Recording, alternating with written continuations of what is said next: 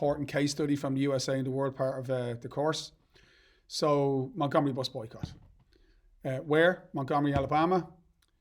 When? December 5th, 1955 to December 20th, 1956, just over a year. Alabama was a state in the Deep South, so one of the Civil War slave states. It was a place where racial segregation was a part of everyday life. And there were laws on the books in Alabama and in other southern states which segregated between people of colour and the white population. Those laws were known colloquially as the Jim Crow laws. We know that these had an impact on every aspect of daily life, from drinking fountains, public bathrooms, to where you could sit in a restaurant or on public transport, to property ownership rights, your ability to register to vote, and most notoriously in the judicial system, which was often prejudiced against, as I said, people of colour. In Montgomery, and specifically, you had a situation on Montgomery buses where 75, some statistics say 70%, some say 75%, between 70 and 75% of the passengers were black, African American, people of colour, whatever phrase you feel comfortable using. There were no black drivers employed by the company. There were white seats reserved at the front, and the section at the back where black people sat, if that white section was full, the black people had to give up their seats. So it was like unbelievably racist. In addition to that, by the way, it was expected that while the black person would get on the bus and pay the driver at the front of the bus, they would then have to get off the bus and walk down the side of the bus to get on in the back door, the middle door of the bus. They weren't allowed to walk down through the white section. That is something, little vignette I'll tell you in a few minutes about Rosa Parks. So the NAACP is an organisation that you need to be aware of, looking at the civil rights movement overall, but also this particular case study. So that's the National Association for the Advancement of Coloured People. It was established in 1909 by W.E.B. Du Bois, amongst others, to campaign for equal rights for black people. As a background, kind of in the 1950s in America, there was agitation for the end of Jim Crow laws, particularly in the southern states.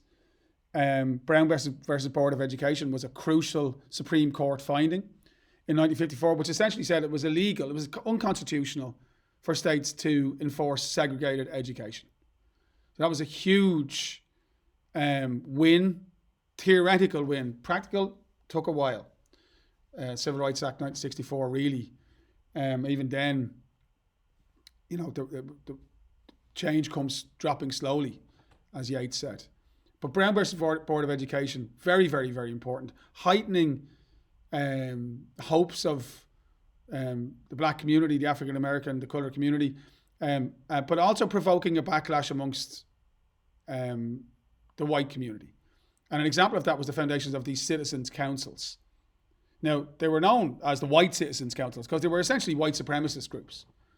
And they were set up in 1954 across the southern states as a reaction against Brown versus Board of Education and presenting this determination that we are not going to change the way, our lives are run, and that means we're going to fight to keep segregation. Just in particular, in terms of Montgomery, in March 1955, Claudette Colvin, who was a young 15-year-old African American, she was arrested for refusing to give up her seat in the bus. And the NAACP were waiting and looking for an opportunity to act against this bus policy. But the decision was made not to use the Claudette Colvin case as the basis for the protest because it emerged that Claudette Colvin was pregnant. She wasn't married, and they just figured that would be used against her and to undermine the moral authority of the protest.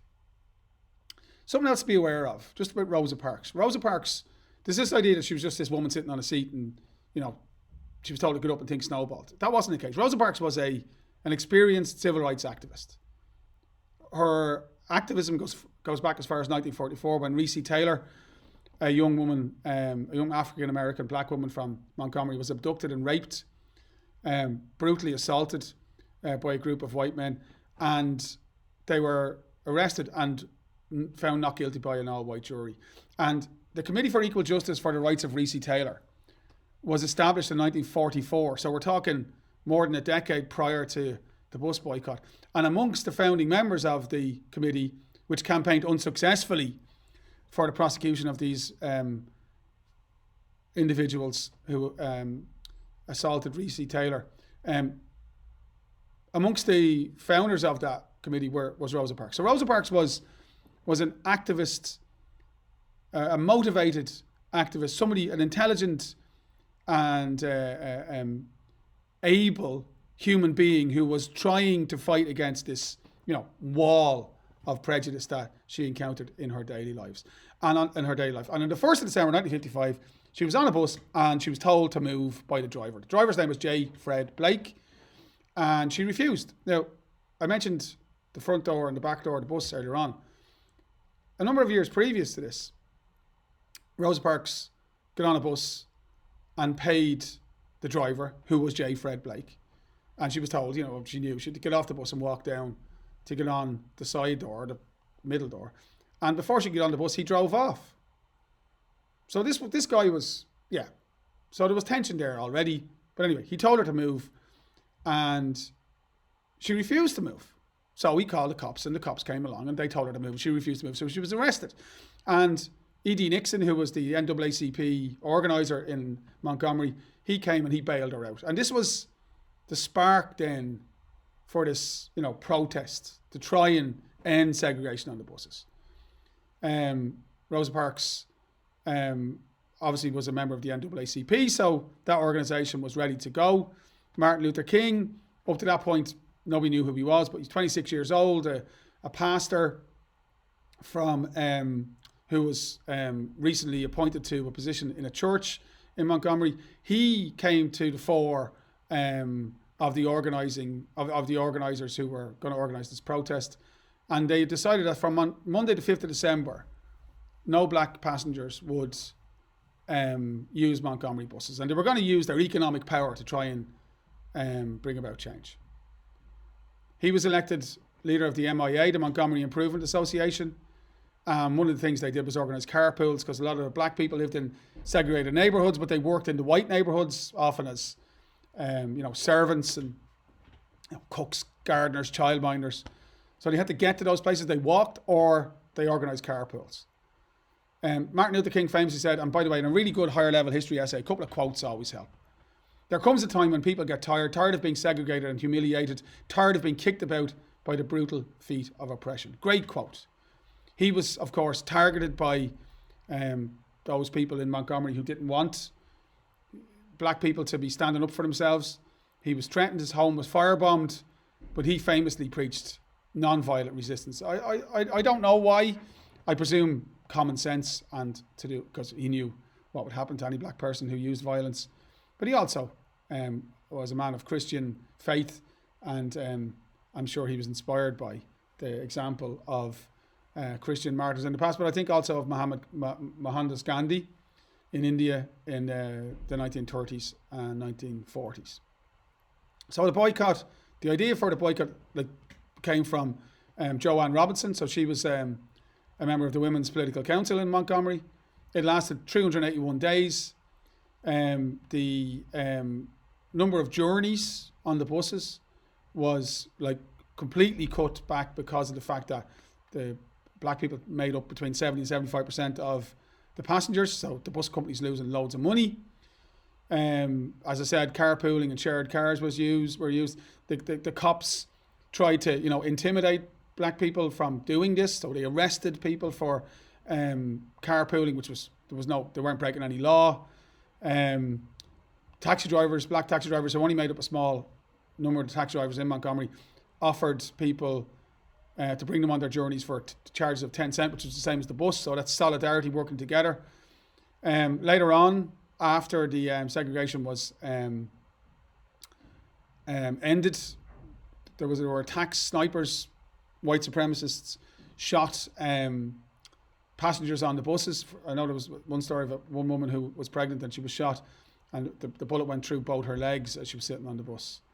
And in January 1957, 4 black churches, in Alabama were attacked, firebombed by the Ku Klux Klan. Really important. The boycott worked. On June 5th, 1956, a federal court found that racially segregated seating on buses was unconstitutional.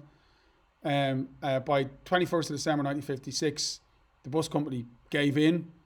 The buses were officially desegregated. Interestingly, the bus stops remained segregated, so black people couldn't wait at the same bus stop as white people. So this wasn't like the next day everything was perfect.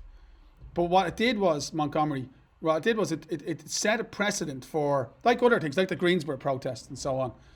It set a precedent for what could be achieved by peaceful protests. And of course, this led to the really intensification of the civil rights protests in the rest of the 1950s and into the 1960s, which, as I said earlier on, eventually culminated in the passing of the 1964 Civil Rights Act. It's not as simple as that, but when you're writing your essay, it's okay to say that. It demonstrated the economic power of black people in southern communities where they made up a big part of the population. Martin Luther King, of course, became the rising star of the civil rights movement in the United States, and the SCLC, the Southern Christian Leadership Conference, which was key in the campaign for the ending of segregation and of civil rights for people of colour, was established in the wake of the Montgomery Bus Boycott, which inspired so many people around the world and in America to stand up against injustice.